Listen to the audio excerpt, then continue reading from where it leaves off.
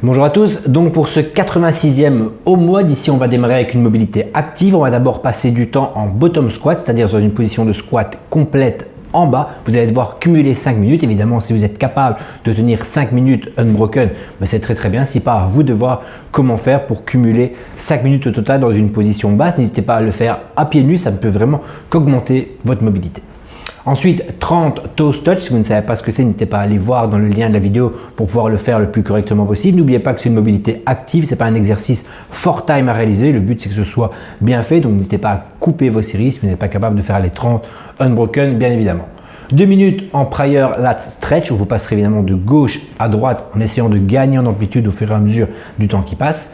Et 15 fois les stretch push-up où vraiment, si ça ne va pas, n'hésitez pas à toujours bien descendre la poitrine en premier au sol, mais à vous aider des hanches pour remonter, il n'y a pas de problème, ça reste un exercice de warm-up, ça ne sert à rien de rendre ça trop compliqué dès le début.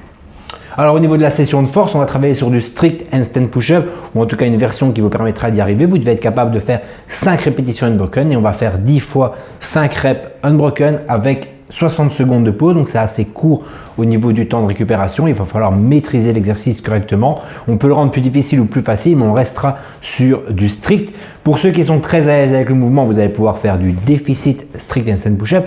Ceux qui le sont aussi, mais pas au point de faire du déficit, vous allez pouvoir faire du stop and go, c'est-à-dire vous arrêter en bas, faire une pause en trépied avec la tête sur la mat ou sur le coussin que vous utilisez pour le faire et redémarrer de zéro.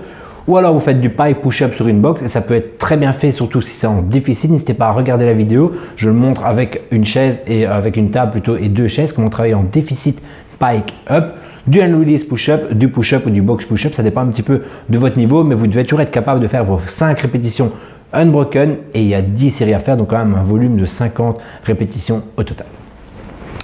Au niveau du AMRAP, aujourd'hui on aura un workout, donc ce sera un AMRAP de 13 minutes à faire. Le but de faire un maximum de rounds en 13 minutes. 3 exercices, 5 burpees, 5 minutes, 5 burpees over stick pour commencer. Donc vous faites un burpees, facing ou latéral, ça vous de voir avec la place que vous avez. Mais vous faites un burpees et vous sautez ensuite au-dessus d'un stick à pieds joints. On ne saute pas un pied puis l'autre. Donc vous me placez 2 chaises, un bâton entre les chaises. Vous sautez tout simplement de l'autre côté afin de faire un autre burpees.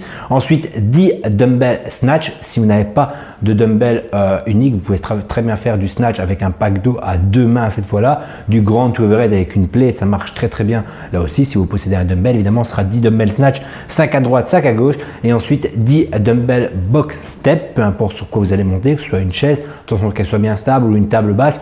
Si vous avez une box, c'est très bien avec la même charge que vous avez utilisée pour le snatch juste avant, que ce soit un dumbbell, un kettlebell. Ça peut mettre une barre légère, il y a beaucoup de reps à réaliser. Donc si vous avez une barre, par exemple, une barre de 20 kg, 30 kg grand maximum pour les hommes, vous permettra peut-être de travailler avec ça. Vous pouvez tout à fait la placer dans le dos pour ensuite faire des box steps. C'est à vous de voir avec les charges et le matériel dont vous disposez à la maison. Mais on va garder le WOD comme il est, 5, 10, 10. Gardez à l'esprit que c'est un AMRAP de 13 minutes, donc il va falloir faire plusieurs tours. Vous ne pouvez pas prendre de charge trop lourde, évidemment.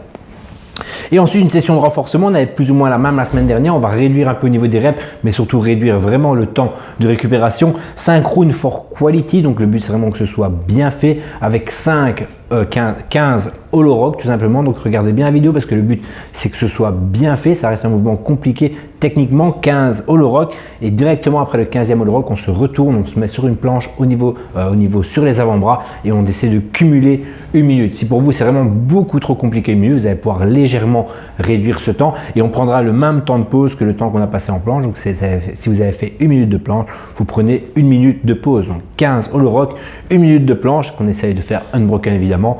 On relâche 1 minute et on recommence ça 4 autres fois pour avoir 5 tours au total. Et on en restera là pour aujourd'hui. Ce sera déjà une très bonne session si vous avez fait l'entièreté. N'hésitez pas à me contacter si vous avez des questions ou si vous avez du matériel, mais vous ne savez pas ce que vous pouvez faire ou par quoi vous pouvez remplacer un exercice. Je vous répondrai sans problème, surtout en message vocal. Ça marche très bien et on se revoit demain pour la session 87.